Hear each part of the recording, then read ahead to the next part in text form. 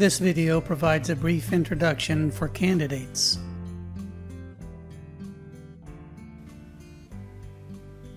Greetings. The system you have logged into is called Peace Officer Background Investigation Tracking System, or POBITS. POBITS is not owned or operated by the department to whom you are applying. It is commercial software that they use as a service. When you first log into POBITS, this is the screen you will see. There's a lot to read, and we recommend that you read it all. A couple of things to point out. In this area, we'll tell you how long of a period you have to complete your questionnaire. This number may vary depending on the department, so read it carefully.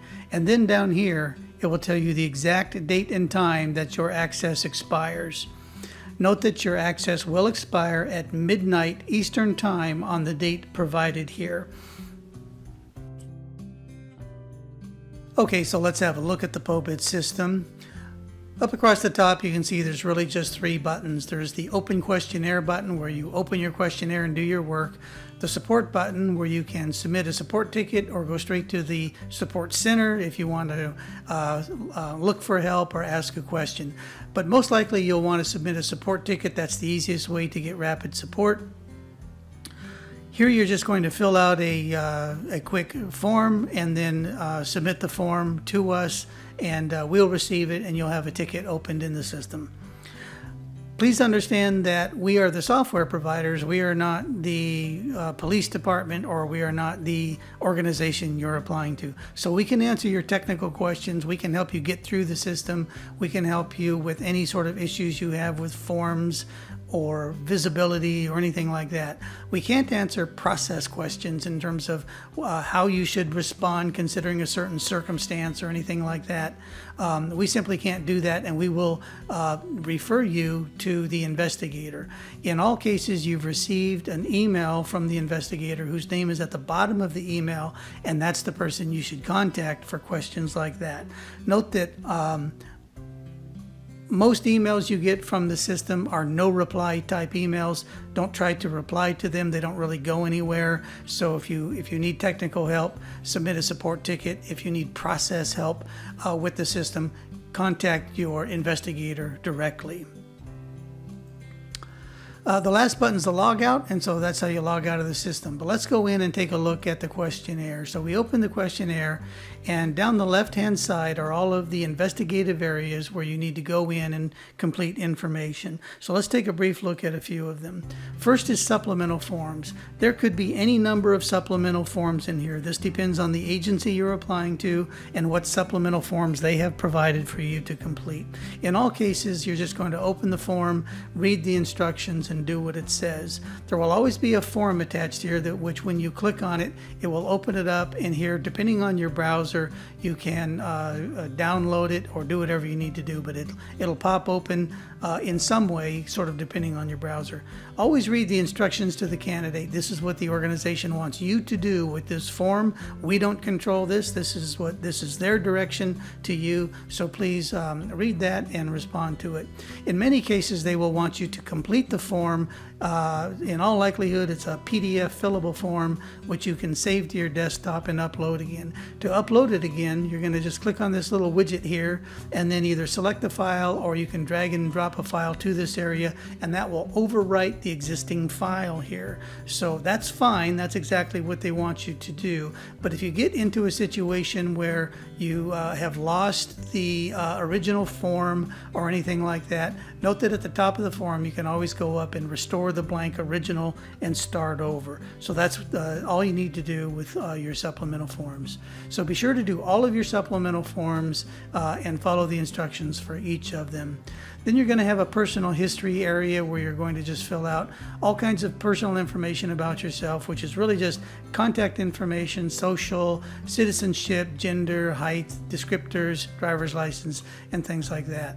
Then there's the actual investigative areas, where there's a number of areas about different aspects of people and places. So I'm in the relatives section. Here you're going to add all of your relatives, all of your spouses or former spouses, all of your siblings, all of your children.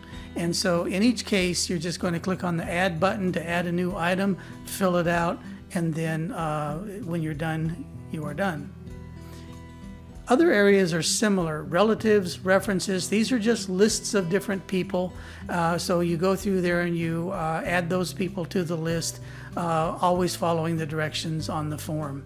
The education is similar, only you're adding schools. You're adding high schools and colleges and trade schools and such. In the residence area, you're adding all of the residents, I should say all of the residences you have lived in for a period of time as defined on the form. Same thing with employment.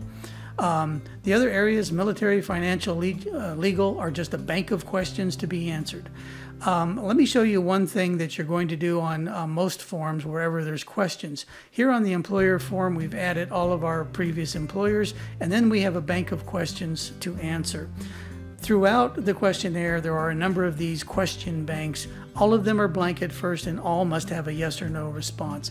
Note that whenever you provide a yes response to any question, you must add an explanation for that. So for example, up here, we've answered yes to question EJR1, have we ever been disciplined at work? So what we would do is we would go and add our explanation. We would select the question that we're responding to, EJR1. It completes this information for us. And then you just fill out the approximate date, the location, and provide an explanation of those circumstances. When doing so, always be as thorough as possible. Background investigators are extremely thorough people, and they want to know all of these details, and they want you to explain it very fully. Please don't provide a brief response. You'll only have the investigator coming back at you for more information. So when you go to validate your questionnaire, it's always going to look to see if you've provided some sort of an explanation to every question to which you've answered yes. So once all of these areas are done, ending with other topics, which are just some miscellaneous questions, when they're all done, or really at any time along the way, you can validate the questionnaire. The validation will always ask, did you complete all of the supplemental forms? It has no way of knowing if you did so or not, but by answering yes, you're saying that you did. So you'll always answer that yes. Then it will tell you if there's any errors, and if it finds any errors, it'll tell you specifically what the error is, which investigative area to go to, and which question you did not answer or answer completely, or whatever problem is in there. So in my case, you can see that the validation was complete and done. So now when your questionnaire contains no errors, you can go to submit it. When you submit it, it's also running the validation again. So that's the final step. We'll run the validation and we have no errors. And now it's telling me that the personal history statement is ready for submission, and that once I submit it, my access to the system will be permanently revoked. So when you're ready, you simply say yes to that. This is the last box you will see. It requires that you certify that everything in this questionnaire is true to the best of your knowledge. It captures your IP address, and when you hit save, the submission process is done. So note that every evening you should be getting an email from the system advising you that your personal history statement is not yet submitted until you do this. And once you do this, you'll get a final email saying that it is submitted, and that then is that.